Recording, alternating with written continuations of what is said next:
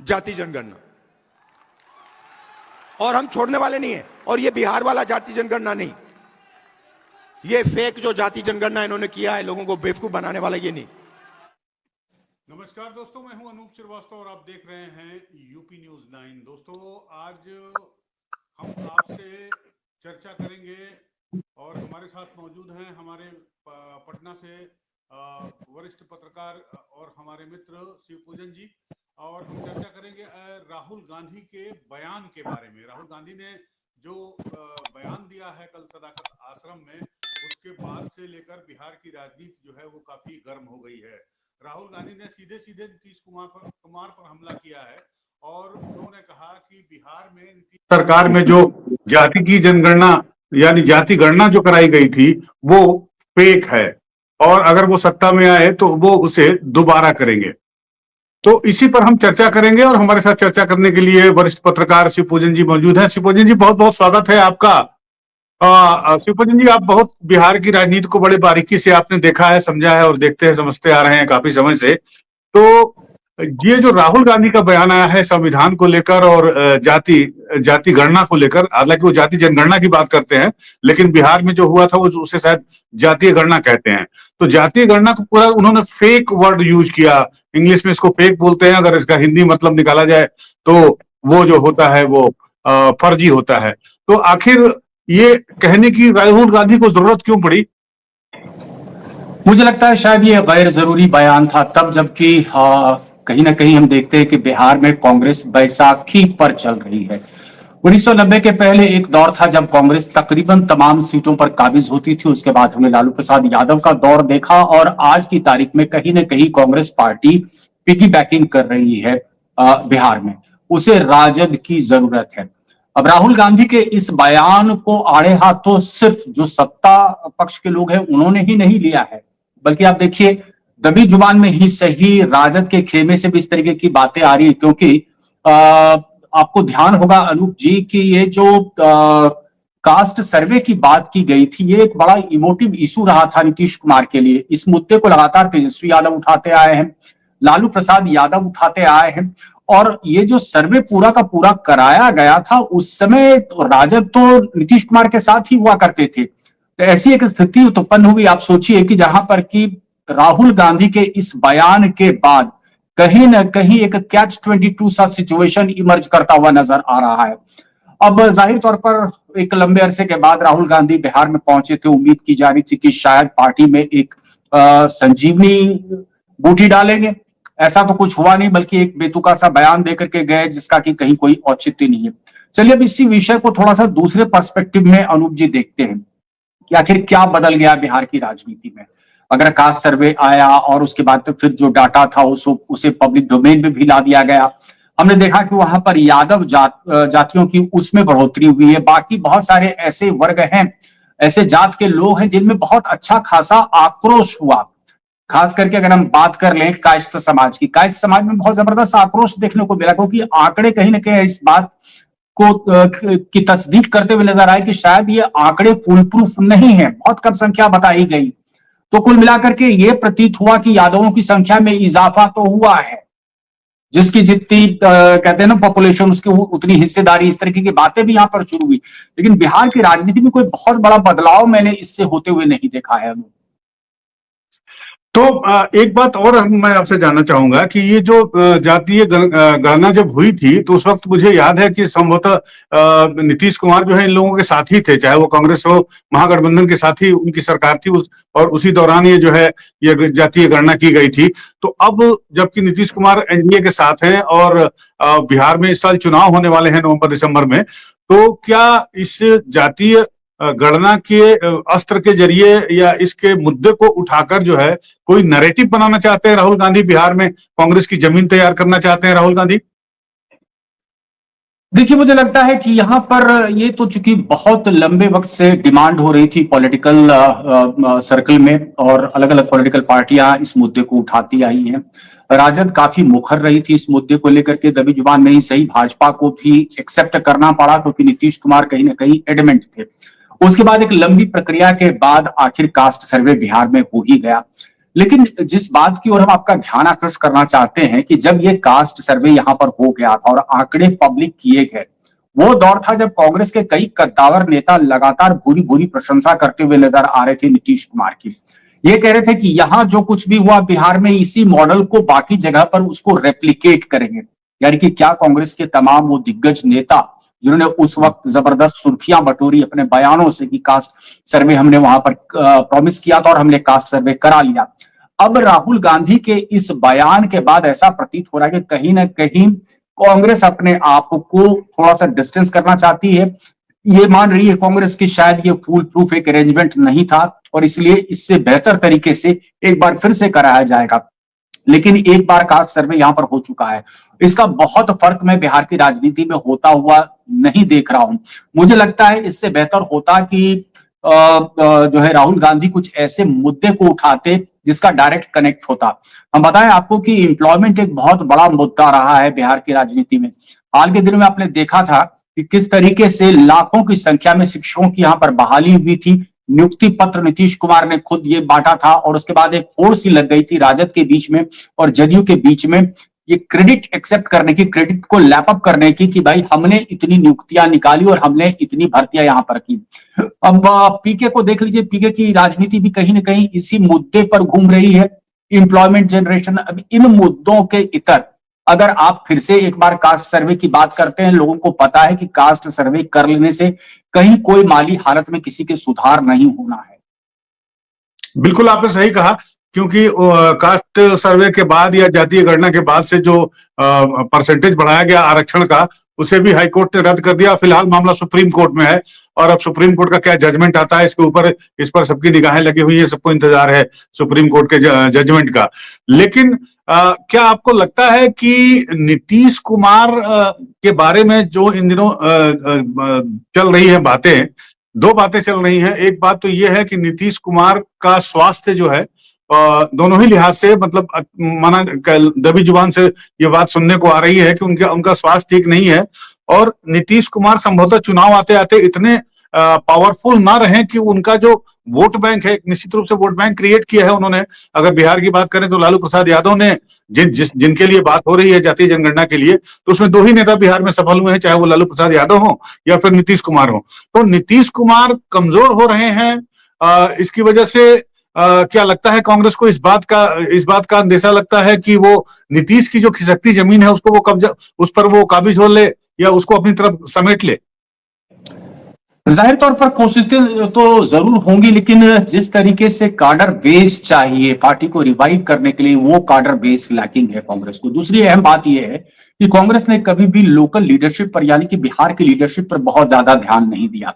यहां पर फैक्शनलिज्म जबरदस्त तरीके से है। अनूप जी, मैं आपको बताऊं तो फैक्शनलिज्म बिल्कुल खुल करके सामने दिख जाता है और यही एक बड़ा कारण है कि कांग्रेस लगातार यहां पर पिछलग्गू ही बन करके रह जाती है राजद का। हमने हर चुनाव में देखा किस तरीके से कांग्रेस लगातार जो है ज्यादा हिस्सेदारी के लिए गिड़गिड़ाते रहती है, लेकिन राजद कहीं ना कहीं दूध की मक्खी की तरह कांग्रेस को बिल्कुल निकाल करके फेंक देती है। जितने नंबर्स दे दिए जाते हैं, जितनी सीटें दे दी जाती है, कांग्रेस के पास कोई दूसरा विकल्प नहीं रहता है, कांग्रेस को उसी में समझौता करके राजद के साथ रहना पड़ता है। देखिए, सबसे बड़ी बात यह है कि कांग्रेस को भी पता है कि माय का जो समीकरण है, MY कॉम्बिनेशन है, वो अभी भी राजद के ही साथ है। अब रह गई बात कि क्या कांग्रेस नीतीश कुमार का जो कोर वोट बैंक बना पिछले 17-18 साल में, गौरतलब है कि नीतीश कुमार ने अपना ये कोर वोट बैंक आखिर कैसे बनाया।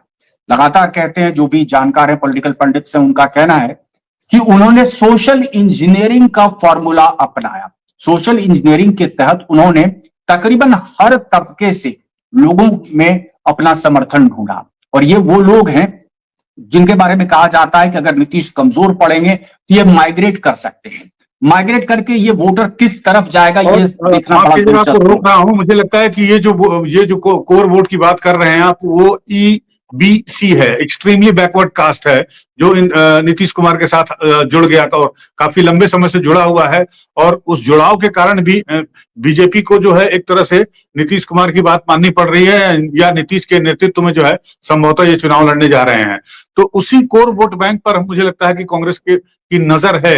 लेकिन क्या आपको लगता है कि राजद भी इस चक्कर में जरूर होगी कि नीतीश कुमार अगर कहीं कमजोर हो रहे हैं, जैसे तेजस्वी के बयान आते रहते हैं कि चचा जो है काम नहीं कर पा रहे हैं, सरकारी अधिकारियों से घिरे हुए हैं और वही वही फैसले कर रहे हैं, तो क्या उनकी भी नजर उसमें है? तो इस स्थिति में तो महागठबंधन में फिर टकराव की स्थिति पैदा हो सकती है आगे चल के। देखिए, हमें समझने की आवश्यकता है कि ये जिस वोट बैंक की, जिस तबके की हमने अभी बात की और आपने साफ तौर पर उसको उसका जिक्र यहां पर किया, क्या ये वोट बैंक यादवों के साथ वोट करेगा? ये बड़ी महत्वपूर्ण बात है।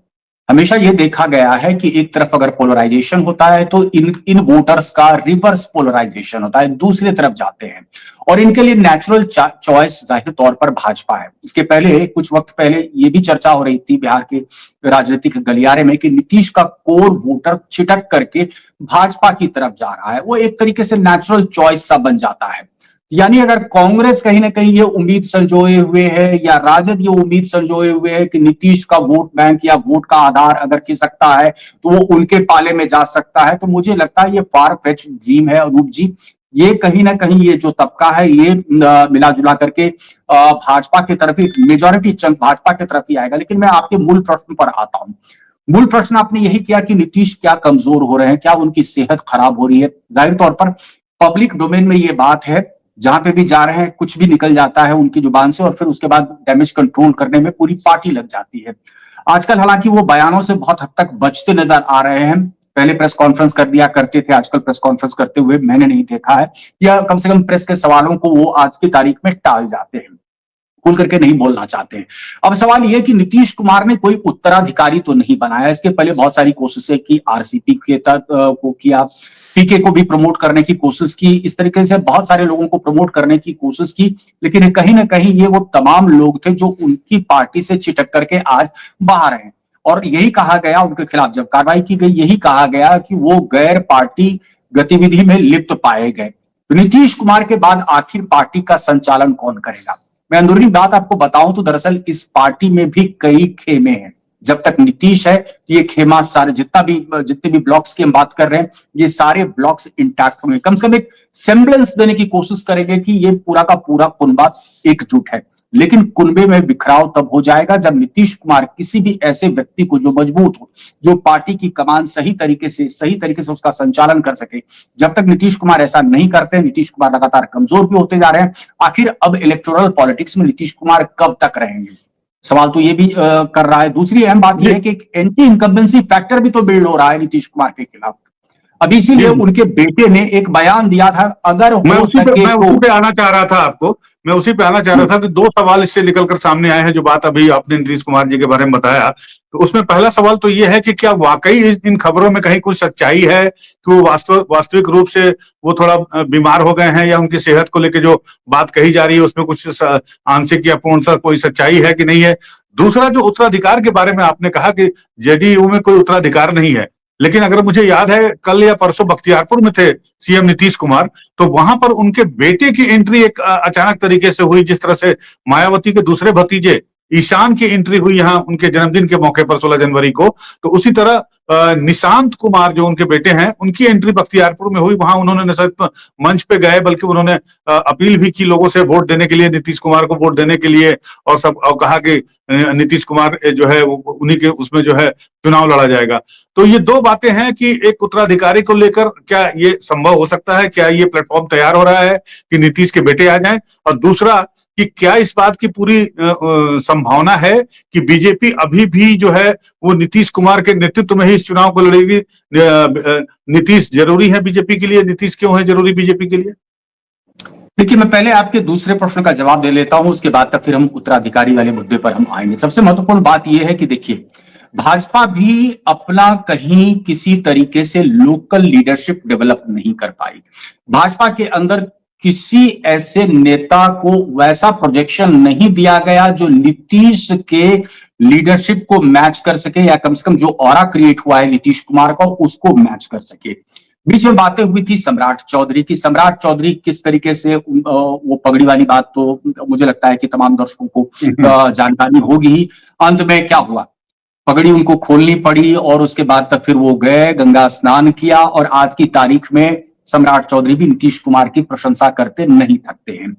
इसके पहले आपको याद होगा कि और दूसरे नेता थे, हम बल्कि 2014 से अगर बात कर ले, रामकृपाल यादव से हम शुरुआत कर लेते हैं। दौर था, अमित शाह के साथ हेलीकॉप्टर पर जगह जगह का दौरा कर रहे थे। कहीं ना कहीं भाजपा ये उम्मीद संजोई हुई थी कि शायद अगर रामकृपाल यादव को डेवलप किया जाए तो वो तोड़ हो सकता है एमवाई समीकरण के खिलाफ, यानी कि कोई एक ऑल्टरनेट यादवों का नेता खड़ा किया जा सकता है। ऐसे ही बार बार कोशिशें जरूर हुई, लेकिन नतीजा कुछ निकला नहीं। भाजपा को यह लग गया है कि अगर नीतीश कुमार पाले से छिटकते हैं, अभी हाल में बिहार की राजनीति बहुत गरमाई थी अनूप जी, वजह साफ था कि लालू प्रसाद यादव ने कह दिया था कि नीतीश के लिए दरवाजे खुले हैं। अलग विषय है कि उसके बाद तुरंत जो है एक तरीके से बयान आता है तेजस्वी यादव का, और वो उसको चाहते हैं कि वो मैटर जो है वो वहीं थम जाए, आगे चर्चा में ना आए। लेकिन सत्ता के गलियारे में ये चर्चा तो आम हो गई। दूसरी अहम बात यह है कि लगातार नीतीश कुमार और जदयू के कई कद्दावर नेता ये फीलर्स देते रहते हैं, तो उनके लिए ऑप्शन खुला हुआ है। ऑप्शन खुला हुआ ये फीलर्स देने की आखिर आवश्यकता क्या है? आवश्यकता यही है कि कहीं ना कहीं जदयू को लग रहा है कि अगर भाजपा जरूरत से ज्यादा मजबूत हो गई तो कहीं ना कहीं महाराष्ट्र की स्थिति, उसकी पुनरावृत्ति बिहार में ना हो जाए। ये एक फैक्टर। दूसरी अहम बात यह है कि चूंकि भाजपा लोकल लीडरशिप डेवलप नहीं कर पाई, यही कारण है कि भाजपा को आज के तारीख में भाजपा को यह बात समझ में आ गई है कि 2015 की पुनरावृत्ति ना हो, इसलिए नीतीश जरूरी है। भाजपा की मजबूरी, नीतीश कुमार है जरूरी। लेकिन दो बातें हैं यहां पर। अहम बात यह है कि देखिए, नीतीश कुमार का स्वास्थ्य लगातार कमजोर होता जा रहा है, वोट बैंक भी खिसकता चला जा रहा है। पिछले चुनाव के नतीजे, हालांकि ये बात अलग है कि वहां पर चिराग पासवान ने एक तरीके से मुहिम छिड़ रखी थी, तमाम उन सीटों पर जाकर के प्रचार प्रसार किया जहां से जदयू ने अपने कैंडिडेट्स को उतारा था। लेकिन इसके बावजूद जो स्ट्राइक रेट था जदयू का, वो सबसे कमजोर था। सबसे बेहतर स्ट्राइक रेट तो जाहिर तौर पर राजद का था, यानी कि राजद का वोट बैंक अभी खिसका नहीं है। दूसरा सबसे बेहतर जो परफॉर्मर पार्टी बन करके निकली वो भाजपा निकली। और जो एंटी इनकम्बेंसी फैक्टर की हम बात कर रहे हैं अनूप जी, जिस तरीके से अब सरेआम ये चर्चा हो रही है कि यहां पर ओल्ड और ऑब्सोलीट लॉ लेकर जो प्रोहिबिटरी लॉज है, इसकी वजह से जो है गरीब तबके के लोग वो जेल जा रहे हैं, तो एक तरीके से आक्रोश भी बनता चला जा रहा है। 18 साल आपने राज्य की कमान संभाली, अभी भी पलायन एक्सप्रेस यहां से बदस्तूर जारी है। तो लोग समझ रहे थे कि बाहर जो भी लोग काम करके आ रहे हैं वो कंपैरेटिव एनालिसिस पे जरूर इस राज्य को डालते हैं। कंपैरेटिव एनालिसिस में जाहिर तौर पर ये बातें निकल करके सामने होती है कि बाहर किस तरीके से इंफ्रास्ट्रक्चर डेवलपमेंट हुआ और हमारे बिहार में क्या हुआ। कब तक आखिर आप जंगल राज का जो राग है ये अनूप जी आखिर आप कब तक अलापेंगे? 18 साल तो आपको हो गए, और वक्त तो चाहिए क्या? बिल्कुल बिल्कुल, आपने बिल्कुल सही कहा। तो कुल मिलाकर हम यही कह सकते हैं कि राहुल गांधी का जो ये बयान था जाति गणना को लेकर, एक तरह से कांग्रेस की एक बार फिर से खोई हुई जमीन वापस लाने की तैयारी है, या कांग्रेस कहीं ना कहीं से इस बात का संदेश देना चाह रही है कि भैया देखो, बीजेपी से जो लड़ाई हो रही है उसमें हम ही हैं हम, और आपको सबको, इंडिया गठबंधन के लोगों को भी एक तरह से मैसेज दिया कि देखो भाई, संविधान के मुद्दे पर, आरक्षण के मुद्दे पर, जाति गणना के मुद्दे पर हम जो है पूरे देश में, लोकसभा में भी इस मुद्दे को प्रमुखता से उठाए और बिहार में भी उठाए। लेकिन शायद मुझे लगता है कि राहुल गांधी दो बातें भूल गए। पहली बात यह कि जातीय जनगणना जो देश के लिए के प्लेटफॉर्म पर जो वो उठा रहे हैं, उन परिस्थितियों का और बिहार की जो वास्तविक परिस्थितियां हैं जातीय पॉलिटिक्स को लेके, उसमें जमीन आसमान का फर्क है। मुझे लगता है कि राहुल गांधी शायद फर्क को उनको भी समझने में थोड़ा वक्त लगेगा, पहली बात। दूसरी बात कि जैसे आपने कहा कि बीजेपी की मजबूरी है, नीतीश है जरूरी, ठीक है, तो एक नेशनल पार्टी जो बीजेपी है उसको नीतीश चाहिए बिहार में सरकार चलाने के लिए। ठीक उसी प्रकार वहां पर आरजेडी, इसका उलट समीकरण लेते हुए आरजेडी वहां जरूरी है कांग्रेस के लिए। तो मुझे नहीं लगता कि जो राहुल गांधी ने जो बयान दिया संविधान को लेके, आरक्षण को लेके, या उनसे वहां पे कुछ पूछा भी गया कि भाई आप ही के जो जिला अध्यक्ष है या कांग्रेस के संगठन के जो एमएलसी वगैरह हैं उसमें कितने पीडीए हैं और कितने वो हैं एक्सट्रीमली बैकवर्ड कास्ट के लोग हैं, तो इस पर भी वो शायद कुछ बोल नहीं पाए। तो मुझे लगता है कि फिलहाल इस चुनाव तक, 2025 में जो चुनाव होने जा रहे हैं, इस चुनाव में ये गठबंधन बना रहेगा और साथ ही साथ बीजेपी की भी मजबूरी, जो ऐसा कि आपने बताया कि वो नीतीश को साथ लेकर चलना जरूरी होगा।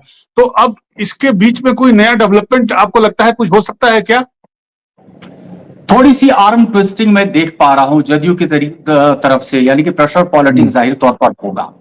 अब देखिए क्या है कि एनडीए के खेमे में भी बहुत सारे ऐसी पॉलिटिकल पार्टियां हैं जिनकी बहुत एम्बिशियस है। आप मांझी की बात कर लें या फिर चिराग पासवान की बात कर लें, चिराग पासवान का तो बहुत बढ़िया स्ट्राइक रेट रहा है लोकसभा चुनाव में। तो ये जो छोटे छोटे दल हैं एनडीए के अंदर, ये भी थोड़ी सी आर्म ट्विस्टिंग करने की कोशिश करेंगे, थोड़ा सा प्रेशर पॉलिटिक्स बनाने की कोशिश करेंगे कि ज्यादा से ज्यादा सीटें मिल जाए।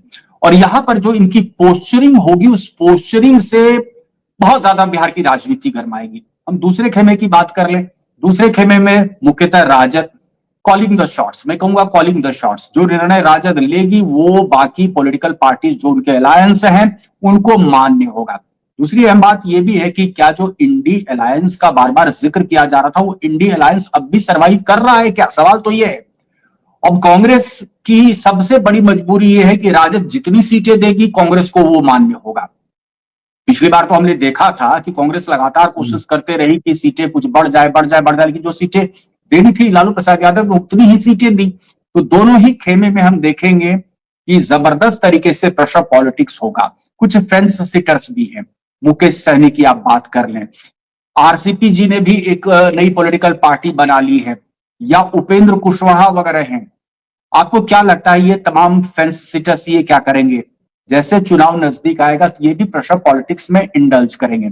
लेकिन अगर जितनी मैं राजनीति समझता हूं अनूप जी, मुझे लगता है कि जो ब्लॉक्स हैं, यानी कि एक तरफ एनडीए ब्लॉक और दूसरी तरफ अगर हम इंडिया ब्लॉक ही अभी कह लें, इससे बहुत ज्यादा तब्दीली होता हुआ मैं नहीं देख पा रहा हूं। बहुत तब्दीलियां नहीं होंगी।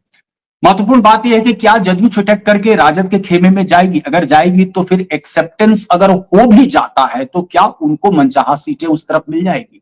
सीट बंटवारे की अगर बात कर ले तो सबसे ज्यादा कंफर्टेबल पोजीशन में तो जाहिर तौर पर जदयू एनडीए खेमे में ही होगी। कम से कम यहां पर वो बार्गेनिंग टेबल पर वो बराबरी से बार्गेन कर सकते हैं, क्योंकि नीतीश अगर छिटक करके इधर से राजद के पास फिर चाहते हैं तो बार्गेनिंग बिल्कुल नीतीश कुमार की खत्म हो जाएगी। दूसरी बात, तेजस्वी यादव की अपने पॉलिटिकल एम्बिशंस है भाई। उनके पिताजी खुद चाहते हैं कि तेजस्वी यादव जो है मुख्यमंत्री बने। कब तक आप नीतीश कुमार को मुख्यमंत्री बना करके रहेंगे? आपको याद होगा कि 2025 में पहले बीच में भाजपा की तरफ से बयान इस तरीके के आने शुरू हो गए थे कि 2025 में मुख्यमंत्री कौन होगा वो सही समय पर निर्णय लिया जाएगा। अब तो लगातार भाजपा भी ये बयान दे रही है, कहीं ना कहीं कहते हैं ना कि वो अपीज यानी कि नीतीश कुमार को अपीज करने की कोशिश की जा रही है, उनको प्लेकेट करने की कोशिश की जा रही है। ये कहा जा रहा है कि नीतीश कुमार के नेतृत्व में ही अगला चुनाव हम लड़ेंगे। मजबूरी क्या है? देखिए, भाजपा को यह चीज पता है कि भाजपा का जो अपना वोट बैंक है और नीतीश कुमार का वोट बैंक है, ये विनिंग फॉर्मूला बनता है। नीतीश कुमार दूसरे खेमे में चले जाएंगे तो ये विनिंग फॉर्मूला उस तरफ बन जाता है। जितना भी vote percentage Nitish Kumar swing करा सकते हैं उतना पर्याप्त है यहां पर किसी को भी सत्ता में लाने के लिए। बिल्कुल ठीक कहा आपने कि जिस तरह से बीजेपी की मजबूरी है कि नीतीश उनके लिए जरूरी है, ठीक उसी प्रकार मुझे लगता है कि कांग्रेस की भी मजबूरी है कि लालू और तेजस्वी उनके लिए जरूरी है, क्योंकि बिना उनके सहयोग के वो भी सरकार कम से कम आज की तारीख में तो नहीं दिखाई देता कि वहां पर वो जाति जनगणना का मुद्दा उठाकर या संविधान का मुद्दा उठाकर या संविधान के बारे में न्याय सम्मेलन कराकर वो जो है मतदाताओं को बहुत कुछ अपनी तरफ से खींच सकते हैं। उस स्थिति में जबकि कांग्रेस का कोई बड़ा चेहरा वहां पर नहीं है। संविधान के मुद्दे पर जिस तरह से कांग्रेस मुखर रही है, उनको अब तक अंदाजा तो लग जाना चाहिए। तो जो बाकी राज्यों में जिस तरीके से चुनाव हुए, उनके नतीजे आए या लोकसभा के ही परिणाम आए, उनको अब तक अंदाजा हो जाना चाहिए कि भाई ये वो मुद्दे हैं जिसका कहीं कोई इमोटिव कनेक्ट नहीं है वोटर्स के साथ। वोटर्स के लिए वोटिंग पैटर्न डिसाइड नहीं कर देगा ये मुद्दा। कांग्रेस के लिए सबसे बड़ी परेशानी मैंने बताया यहाँ पर लोकल लीडरशिप का अभाव है, दूसरी फैक्शनलिज्म है, और तीसरी अहम बात है कि वो मुद्दे ही मुद्दा गायब है, उनका संगठन गायब है, उनका संगठन भी गायब है। उत्तर प्रदेश में तो संगठन थोड़ा बहुत दिख भी जाता है, लेकिन मुझे लगता है आप ज्यादा बता सकते हैं कि बिहार में तो उनका संगठन कोई दिखाई नहीं देता। सड़क पे 2-4 कार्यकर्ता भी उनके नहीं दिखाई देते हैं। वो तो कल जो सदाकत भीड़ हुई वो राहुल गांधी के वजह से होगा। अनूप, आपको याद होगा 2017 में अक्सर हम और आप लखनऊ की गलियों में बैठ के चाय पिया करते थे। उस वक्त भी हमारी चर्चा का ये विषय हुआ करता था कि खाट पे चर्चा शुरू की गई है अगर इस मोमेंटम को कांग्रेस सस्टेन करती तो शायद 2017 में उसका फायदा भले ना मिले, लेकिन अगली चुनाव तक कांग्रेस कम से कम अपने बूते खड़ी हो जाएगी, बैसाखी की आवश्यकता नहीं होगी। खाट में चर्चा को साइड कर दिया गया और यूपी के छोरे जो है मुद्दा उसने वो परवान चढ़ गया। वैसी स्थिति कमोबेश बिहार में भी देखने को मिल रही है। देखिए, कांग्रेस को लगता है कि भाई ठीक है, हम लालू प्रसाद यादव के साथ, राजद के साथ रहते हैं, तो कुल मिलाकर के स्थिति ऐसी होगी कि कुछ सीटें तो आ जाएगी, सत्ता हासिल हो सकती है। और इसी लालसा में बार बार वो चाहे इंसल्ट हो या किसी तरीके से वो जितनी भी सीटें दे दी कांग्रेस को, वो उनको मान्य होता है। लेकिन एक लॉन्ग टर्म प्लानिंग का अभाव है। लॉन्ग टर्म प्लानिंग में जो बात आपने कही कि इनको ग्रास रूट्स पर अपने कार्यकर्ताओं को, भाई एक दौर था, मैंने कहा आपको 90 के पहले की तमाम सीटों पर कांग्रेस यहां काबिज हुआ करती थी, यानी कार्यकर्ता तो हर जगह थे ना। वो कार्यकर्ता कहां चले गए? यानी वो उन कार्यकर्ताओं ने अपना एलिजियंस वो चेंज किया। हो सकता है वो भाजपा के कार्यकर्ता आज की तारीख में बन गए हो। बिल्कुल सही कहा आपने। तो कुल मिलाकर लुब्बे लुबाब यही है कि राहुल गांधी ने बिहार की राजनीति में उबाल लाने की कोशिश जरूर की, जातीय गणना को फेक बताकर, लेकिन आज की तारीख में मुझे नहीं लगता है कि बाकी जो परिस्थितियां हैं कांग्रेस के साथ बिहार में, उसको लेकर ये कोई एक बहुत बड़ा नैरेटिव बन सकता है। खासकर अगर कांग्रेस की बात करें, कांग्रेस के राजनीतिक जमीन की बात करें, और कांग्रेस को इससे बहुत ज्यादा फायदा हो सकता है, या वो नीतीश की जो खोई हुई जमीन जिसकी बात हम चर्चा कर रहे थे, उसको वो हासिल होने में कामयाब हो सकती है। ये थोड़ा सा अभी तो कहना मुश्किल, बहुत मुश्किल होगा। तो बहरहाल हमारी नजर बनी रहेगी और हम आपके साथ बिहार का हालचाल और बिहार की गर्मी जो है राजनीति की, उसका तापमान जो है, उसका बैरोमीटर आपसे हम पूछते रहेंगे। आपने हमारे साथ बात की, यूपी न्यूज़ 9 के साथ बात की, आपका बहुत बहुत धन्यवाद। Thank you. Thank you.